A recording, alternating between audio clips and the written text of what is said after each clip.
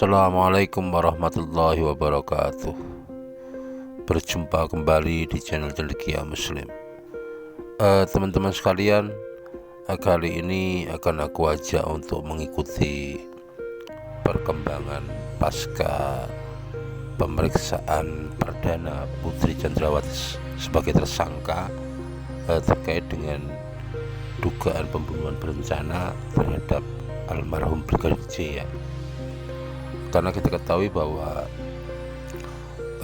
beberapa waktu yang lalu pasca ditetapkannya Putri Chandrawati, pemeriksaan kepada yang bersangkutan belum bisa dilakukan karena berbagai alasan ya, salah satunya alasan kesehatan. Dan kemarin setelah diperiksa 12 jam dalam pemeriksaan perdana tersebut, ternyata Putri Chandrawati belum juga ditahan. Tetapi seperti apa lengkapnya konversi pers yang disampaikan oleh Kadif Humas Mabes Polri Irjen Dedy Prasetyo, mari kita simak video berikut.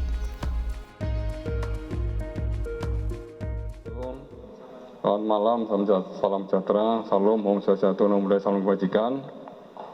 Rekan-rekan, langsung aja untuk menyikat waktu. Saya sudah berkomunikasi dengan Pak Dirpidum sama penyidik bahwa yang bisa saya informasikan kepada teman-teman pada malam hari ini, untuk pemeriksaan saudari PC pada malam hari ini dihentikan dulu ya, karena sudah larut malam dan mengingat juga menjaga kondisi kesehatan yang bersangkutan, dan pemeriksaan ini masih akan dilanjutkan. Jadi masih belum cukup, malam hari ini akan dilanjutkan kembali dengan pemeriksaan konfrontir yang akan dilaksanakan pada hari Rabu tanggal 31 Agustus. Kemudian hasilnya nanti tentunya akan disampaikan ya, tapi bukan saya yang menyampaikan langsung Pak Dirpidum langsung.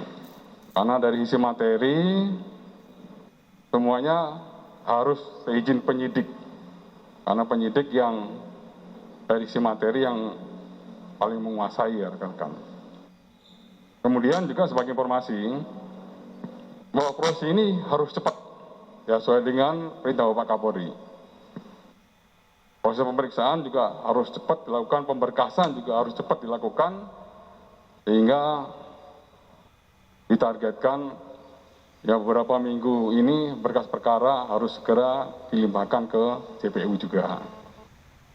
Kemudian informasi yang kedua dari Pak Dirpidum, rencana pada hari Selasa tanggal 30 Agustus akan dilaksanakan rekonstruksi di TKP Duren 3 dengan menghadirkan seluruh tersangka ya, 5 orang yang sudah ditetapkan sebagai tersangka terkait kasus 340, subsidiar 338, junto 55 dan 56. Selain menghadirkan 5 tersangka dan juga tentunya didampingi oleh pengacara, nanti bersama ikut di dalam menyaksikan rekonstruksi tersebut adalah jaksa penuntut umum, kemudian juga agar pelaksananya juga berjalan secara transparan, objektif, dan akuntabel.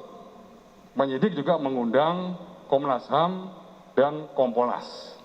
Ini sesuai dengan komitmen Bapak Kapolri bahwa seluruh prosesnya ini harus juga untuk menjaga transparansi, kemudian menjaga objektivitas. Kita mengundang pengawas dari eksternal, yaitu Komnas HAM dan Kompolnas. Ya, jadi rekan-rekan, mungkin 2 informasi itu dulu yang bisa saya sampaikan dari penyidik. Apabila nanti ada update lagi, tentunya juga akan saya sampaikan kepada rekan-rekan. Ya.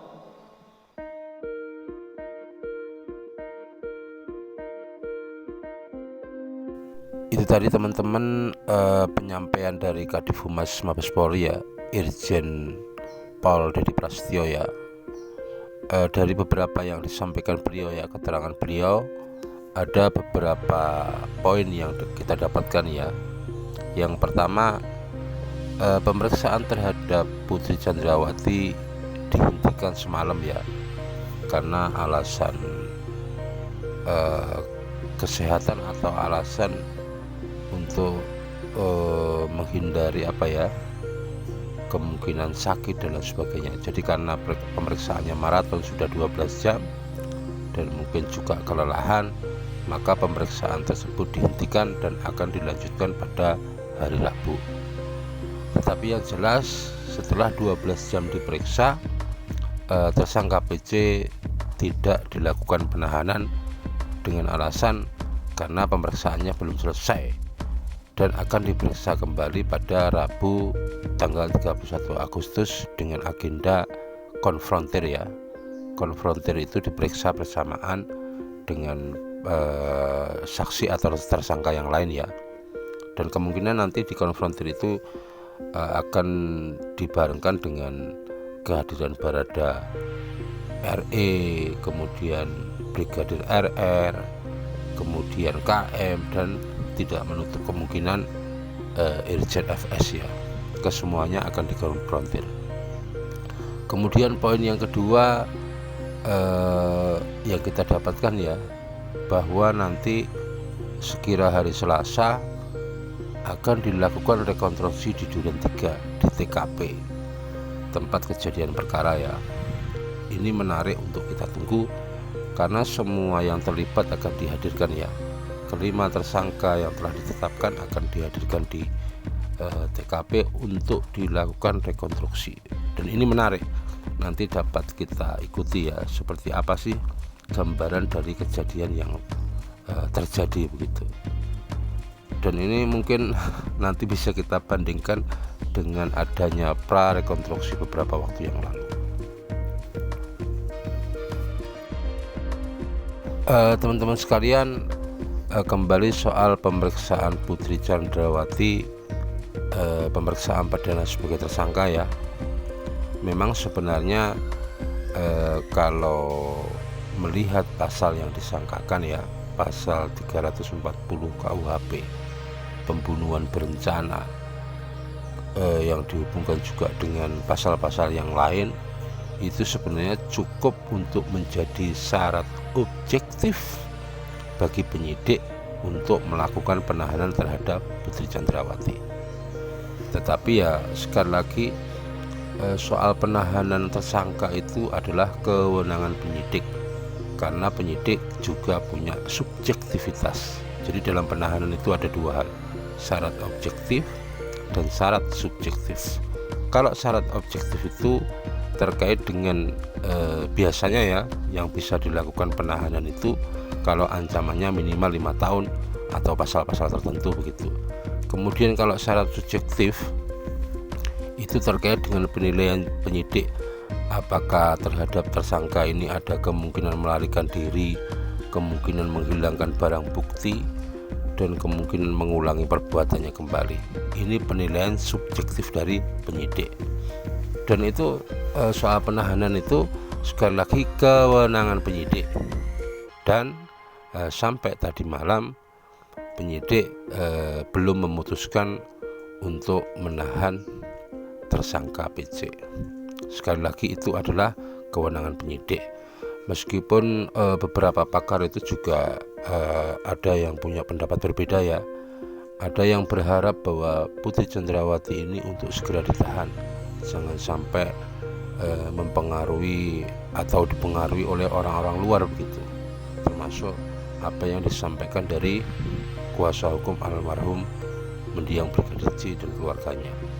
Tetapi ada pula seperti Kak Seto yang mengatakan ya, tidak perlu dilakukan penahanan lah, atau setidak-tidaknya dilakukan penahanan rumah karena yang bersangkutan masih memiliki balita ya, anak yang terkecil itu usianya 1,5 tahun.